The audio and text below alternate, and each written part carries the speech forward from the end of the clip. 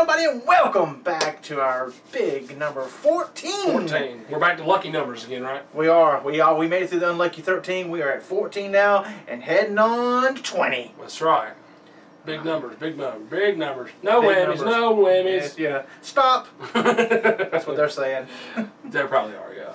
So I know what you were. You were hard. He's been harping about this all week. Yes, I have been. If I hear House of Hardcore one more time, which I'm going to hear in a few seconds, You will hear it. I'm going to throw up. So if I throw up, that's what it's for. So go ahead and get it off your chest. Okay. House of Hardcore, Bully Ray, and Dixie Carter. Right. No relation. No relation to me at all. So, the reason why I want to talk about this is because, you know, I give high praise to the first 3 DVDs. Oh, yes. And I will be buying these other ones. They're doing 3 of them right here in June. And 2 back-to-back. It just happened this weekend. Well, that's good. So we're going to have 3 more DVDs coming out. So I'll have a DVD review of that. But an early look at this situation. They put it all over Twitter, all over the internet. And apparently the main event was supposed to involve Tommy Dreamer, Bully Ray, Devon, and Abyss in some sort of tag match. I don't know if it was the Dudleys versus Abyss and Tommy. I don't really know. Yeah, since Bully's a good guy again, I guess he can like Devon. There you go. So I thought Abyss was a face. I guess it's Yeah, totally different. Not a different place. Yes, promotion. But at the same time, let's talk about that. We say it's a different promotion, but now it feels like one and the same. Okay. Oh no, that's not good for Tommy Dreamer. And here's the reason why I say this. And I love Tommy Dreamer. I love the House of Hardcore, and I love the wrestlers that he's bringing in there. Oh, he's doing a fantastic job. Fantastic job of bringing in people that the big name companies are not using. Right. I mean, You've got Adam Pearce. You've got Kevin Steen, who is leaving to go to WWE, but will it use him correctly? Then you've got Chris Hero, who was not used the way he needed to be used and got released. I mean, you had Hurricane Helms on the first one. They even had the Godfather there. So, I mean, they had all kinds of different people there, from young to old to, you know, to the newer generation. I mean, it was great. Oh, yes. But the problem is they put it all over Twitter that Bully Ray couldn't be there. No Bully Ray. He couldn't show up. Very odd. So I kept researching and looking into this. Very strange. And apparently it's just one big publicity stunt. They were trying to say that, well, the reason why he couldn't show up is because Dixie won't let him be there. Okay, as we all should know, we all should know by now, is that Tommy Dreamer has been working backstage as an agent for TNA. So to me, it's all one big publicity stunt. Because this is what Bully Ray put on the internet.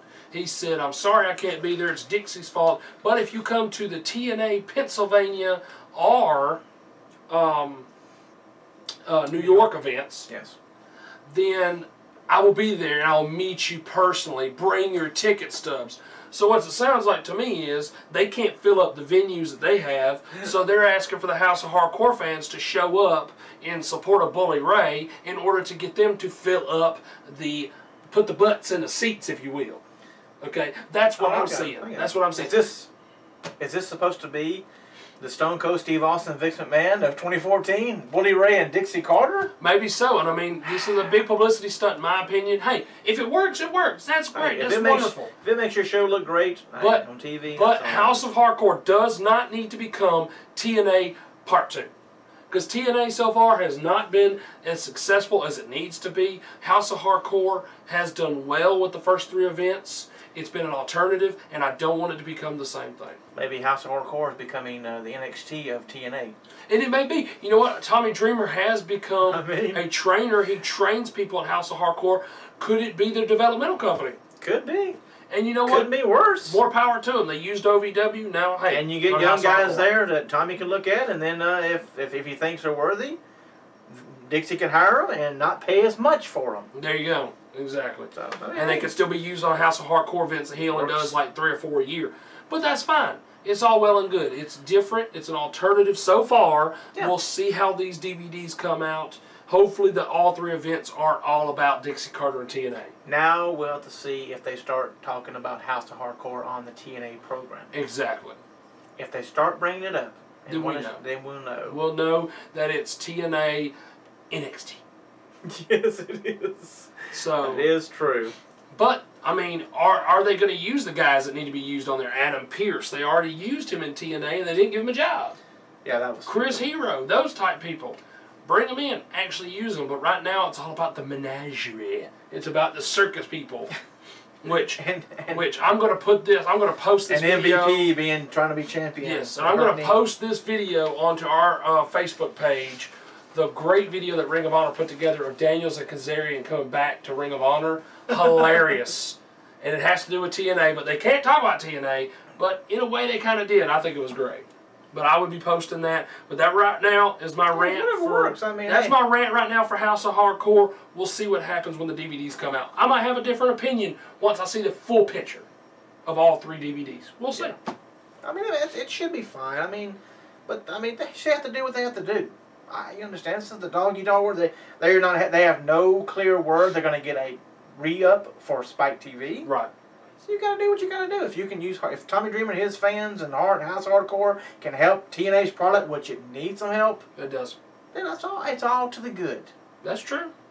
If it makes things better, here's the thing though. It's kind of like someone heavier than you, basically drowning, and you're trying to pull them out. Yes. Okay.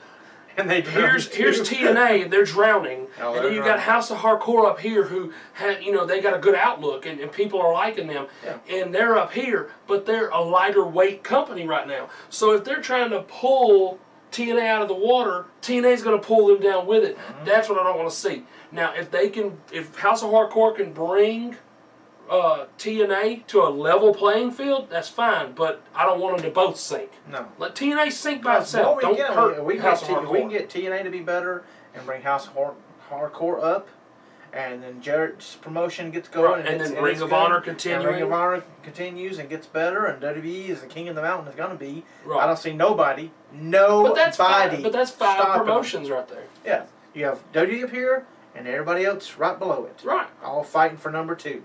Which is great. That's competition. You're the first loser, so. There you go. But you'll still be first, so. But first TNA does not need to destroy House of Hardcore. No. It needs to. They need to help each other. If they can help each other, that's best for business. Right. It's best for the fans, and man, it's always good. Always competition's always good. Yep. Because WWE's got NXT, and they're going to pick and choose wrestlers from different. They're going to pick and grab people who they want, and what's your ultimate goal? Making it to the WWE. Yep. If you got to stop at Hardcore, you got to stop at Ring of Honor, you got to stop at TNA. And that's fine. Or Jarrett's promotion. Or Jarrett's promotion. Which I need to see Jarrett's promotion. The stuff I've been hearing. It's going to be a little different. It's going to be a little weird. So far. I hope it's not what I think it's going to be. Where you're going to have more. You have wrestling than comedy, and wrestling and comedy, and wrestling. Okay, that's about a reality show. It's not going to work. It's going to be the death knell from the start. So, but let's talk about a little extra news before we get out here on the first part. Jim Ross had to go to the hospital. You hear that? I did hear about this. I was a little worried about that, So it didn't sound very good. And people are saying, it doesn't feel well, but nobody knows what it was about. And everybody was worried and freaking out. But the word they got this other day, they said that with his medicine he takes, had a little reaction, kind of gave him like a mini stroke type. So they didn't say it was a mini stroke. They said it kind of made him seem like he had a mini stroke. So I understand his wife. I mean, but he was palsy, all the stuff he's had. I mean, anything you're like, oh, honey, you're not right. But he was at the Cauliflower Alley Club reunion in Las Vegas. Las Vegas. When I heard Vegas and he had to go to the hospital, I'm like, oh Lord. So he was there doing everything with everybody, meeting, drinking, hitting the airplane, flying back home, and then you're not feeling well, and you think, oh, you're having a stroke, is it Bell palsy again? Right. He don't take no chances. But he's back home now, and they're saying he's going to be okay. They're going to get his medicine straight, so that's good news, and we want to say, if you're still feeling the effects, get well soon to JR. Yeah, we don't want nothing to happen to JR. Good old JR, he's one of the best. That's right. We had little injuries over the weekend at the house show. John Cena and Adam Rose. Rose kicked a big old gash on the top of the eye from Heath Slater in his match with Heath Slater. Yep. And John Cena got a knock on the noggin from Bray Wyatt. They said when he got knocked to the noggin that it affected his eye as well, and then he was wrestling the rest of the match with one eye pretty much. After they gave the old which you're thinking, oh. Of course they're going to freak out. That's your main man. But at the same time. And that's a problem. That is a problem, and we've talked about that before. Freak out. But you got a veteran and a newer guy, both injured, both having to do their eyes. It's very strange on the same show, but, at the same time, that's going to bring us to our question of the week, which will be in our next segment. Yes, we'll talk about our question of the week. And that has to do with injuries, really and truly, if you think about it. It kind of has to do with being wear injured. And tear, Yeah. So, but that's it for part one, folks, here on Top Rope Reality. episode 14. 14, part 1. 14, part 1. We'll be right back for part 2 shortly.